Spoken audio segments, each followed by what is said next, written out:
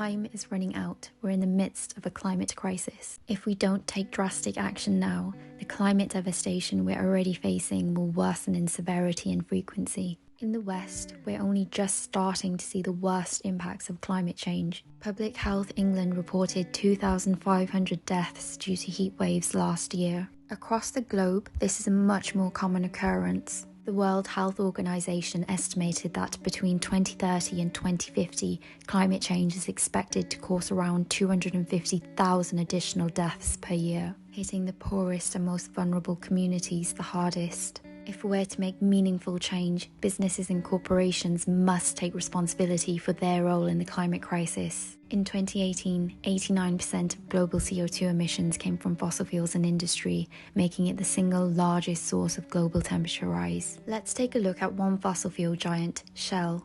In 2021, a judge held Shell accountable for its contribution to climate change. Courts ruled that they must reduce their CO2 emissions by 45% within the next 10 years. That's a great win, but what exactly have Shell done since then? Despite Shell's pledges to use lower carbon energy products to reduce their emissions, their current plans include growing their company by 20% in the next few years. More drilling for oil and gas means more carbon emissions. What's more, the Climate Action 100+ Net Zero Company benchmark found that Shell only meets some of their own criteria and doesn't have any intention to reach their promised net zero GHG reduction targets. Shell have promised nature-based offsets such as planting trees to mitigate their emissions. But a recent report by Friends of the Earth showed that carbon offsetting doesn't work and will only worsen the climate emergency since it's a fundamentally flawed initiative to reducing carbon emissions. This is all greenwashing, a public relations tool that positions a company as supporting environmental goals without adequate action. As well as the environmental devastation, there's social and economic implications too.